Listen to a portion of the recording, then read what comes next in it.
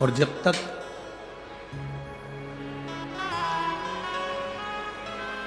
देवादिदेव महादेव की करुणा नहीं होती, कृपा नहीं होती, उसकी दया नहीं होती, एक कदम भी हम भगवान की ओर नहीं जा सकते। कई लोग कहते हैं गुरुजी कलयुग चल रहा है, घोर कलयुग चल रहा है, यहां कोई किसी का मीत नहीं।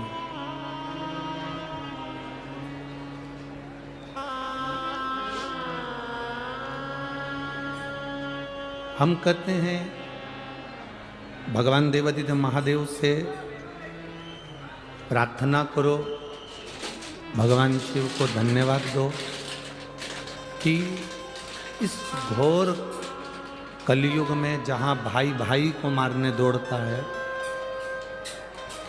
सास बहू बहू सास का संबंध ठीक नहीं रह पाता है, पति पत्नी भी श्रेष्ठता से नहीं रह रहे हैं, बच्चे अपने माता पिता से, माता पिता अपने बच्चों से श्रेष्ठता से नहीं रह रहे हैं। ऐसे घोर कलयुग में भी भगवान शंकर की कथा आप अगर ये लाखों की संख्या में श्रवण कर रहे हैं तो ये कलयुग नहीं, ये शिव युग है जिसको भगवान ने बनाया।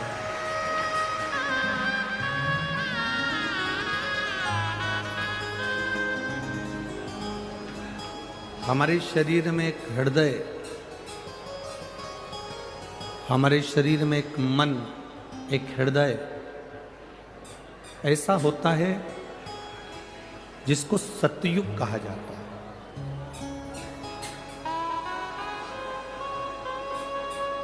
क्योंकि हम उसमें सत्य का निवास करते हैं।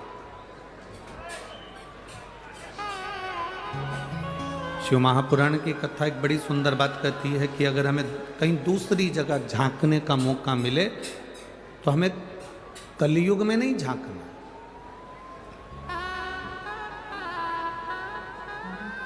यदि हमें कहीं झांकने का मौका मिले तो अपने इस सतयुग में, अपने हृदय में झांक कर देखिए, उसमें तुम्हें बहुत कुछ मिलेगा, बहुत कुछ।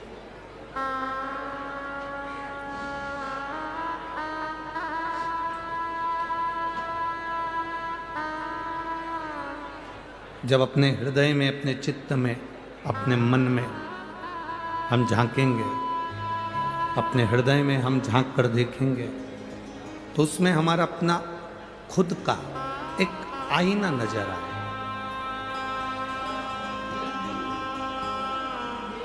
जिस आईने में हम हमारे परमात्मा का दर्शन कर सकते हैं।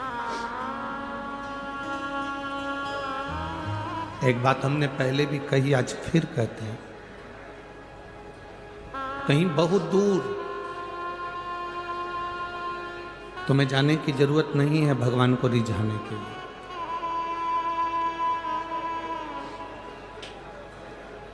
अगर जाना ही है तो अपने भीतर कभी एकांत में बैठकर, आपको जैसे मथुरा कोसी की कथा में कहा था, एकांतेश्वर महादेव,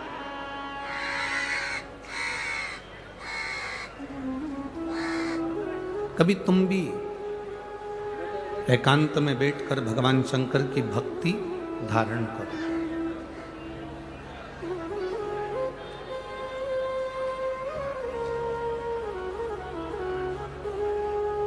दो चीजें बड़ी कारगर होती है।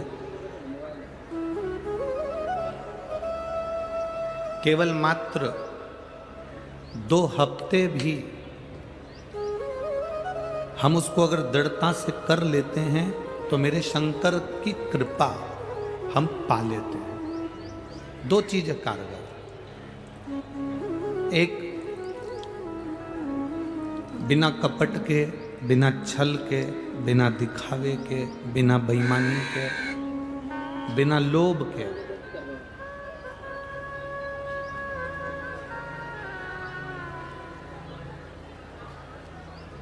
श्री शिवाय नमस्तुभ्यम मंत्र का जाप बेलपत्र के वृक्ष के नीचे बैठकर करना। उसमें एक बार आपकी कामना हो जाना चाहिए, उसके बाद तुम्हारे मन में ये नहीं आना चाहिए कि मैं इस कामना के लिए ये व्रत ये जप कर रही हूं।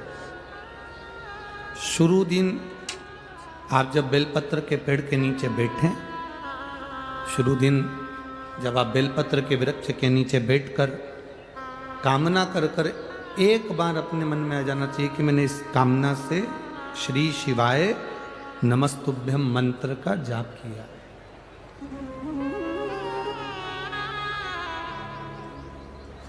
और दूसरे नंबर पर है जब बेलपत्र का पेड़ कहीं सूख गया हो और किसी किसी के यहाँ पर बेलपत्र का वृक्ष जब सूख जाता है तो उस वृक्ष को लोग निकाल देते हैं, तोड़ देते हैं, काट देते हैं, निकाल देते हैं। अगर किसी के यहाँ पर बेलपत्र का पेड़ कट गया हो, सूख गया हो, सूखा हो, किसी के काम नहीं आ रहा हो, तो वहाँ से बेलपत्र के वृक्ष की थोड़ी सी जड़ के पास का भाग लेकर आना और उसका चंदन जैसी मुठिया बना लेना और उसको फिर घिस कर मेरे देवाधिदेव महादेव को जब जल चढ़ाने जाओ तब वो बेलपत्री का चंदन मेरे महादेव को लगा कर आओ। हरे वृक्ष को नहीं तोड़ना। जो वृक्ष सूख गया, जो वृक्ष पूर्ण तरह से साल भर हो गया, 1.5 साल हो गया, 2 साल हो गया, किसी किसी के यहाँ का पेड़ कटने वाला है, सूख चुका है, बेकार हो चुका है, लोग उसे निकालना चाह रहे हैं, उसकी अगर थोड़ी सी लकड़ी, थोड़ा सा भाव मिल जाए, उसका घिसा हुआ चंदन देवाधिदेव महादेव को समर्पित किया।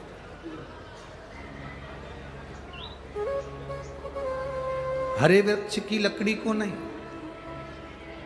तुम अगर हरे वृक्ष की लकड़ी को काट कर लिया है, तोड़ कर लिया है, फिर उसको सुखा लिया, सुखाकर तुमने चंदन बनाया, वो श्रेष्ठ नहीं होगा, उसका कोई महत्व नहीं होगा, उसकी कोई मूलता नहीं।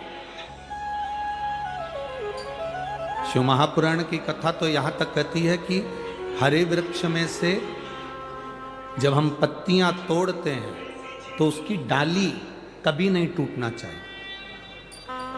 वृक्ष में से केवल पत्ती तोड़ो पर डाली ना तोड़ो।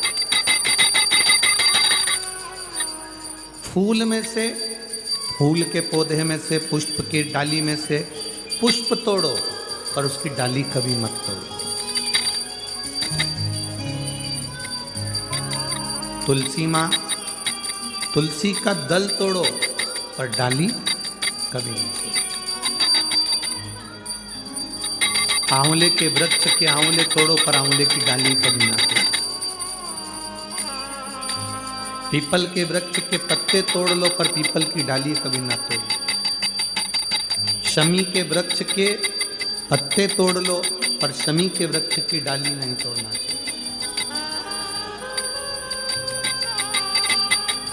कारण क्या होता है? 84 लाख मनुष्य की योनियां और 84 लाख योनियों में से 20 लाख योनि पेड़ पौधे की है।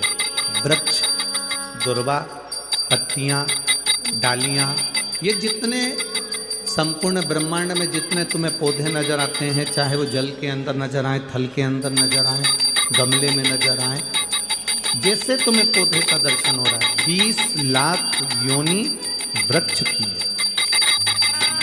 20 लाख की।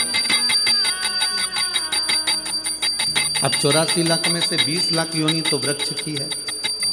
शिव महापुराण की कथा कहती है, हम फूल तोड़ते समय अगर डाली तोड़ देते हैं, हम पत्तियां तोड़ते समय वृक्ष की डालियां तोड़ देते हैं, तो 84 लाख योनि में से 20 लाख योनि वृक्ष की है और वो योनियां हमको भुगतना पड़ती है। इसलिए केवल पत्तियां आपको पत्ती की जरूरत है, बेलपत्र की जरूरत है, ये बेलपत्र की आपको जरूरत है, आप बेलपत्र तोड़िए, डाली ना तोड़िए। फूल की जरूरत है, फूल तोड़िए, उसकी डालियां ना तोड़िए।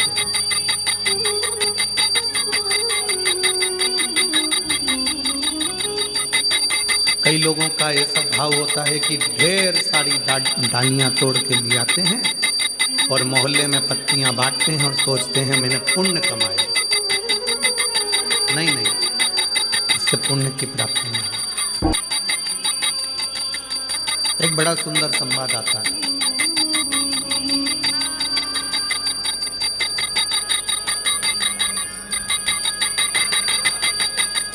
कुर्म पुराण का एक गिद्ध जंगल में रह रहा है और उस गिद्ध का पूरा परिवार जंगल के अंदर है।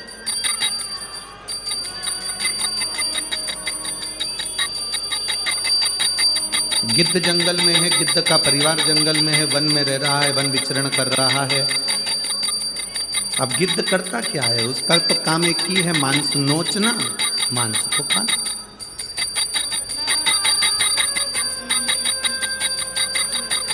एक दिन गिद्ध जिस जगह से निकल कर जा रहा था तो वहां से 4 संत निकल कर जा रहे थे। बड़े भाव से वो चारों संत हरि गुणगान करते करते चले जा रहे।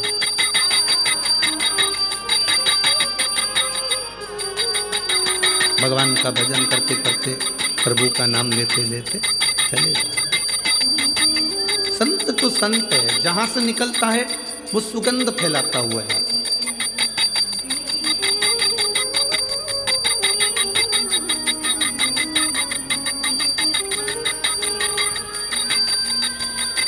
एक बेकार व्यक्ति और एक अच्छा व्यक्ति, एक अच्छे व्यक्ति का संग और एक बेकार व्यक्ति का संग। बेकार व्यक्ति का संग नाली के कीचड़ के समान होता है। अगर नाली के कीचड़ को नहीं हिलाओगे, तुम सोचो कि ये बदबू नहीं मारेगा, तो भी वो नाली का कीचड़ उसके पास बैठे रहोगे तो वो बदबू मारेगा ही। और अच्छे व्यक्ति का संग इत्र की तरह होता है, वो जहां से लगा कर जाएगा उसके पास वाले को सुगंध जरूर देता हुआ, उसके पास वाले को सुगंध जरूर देगा। अब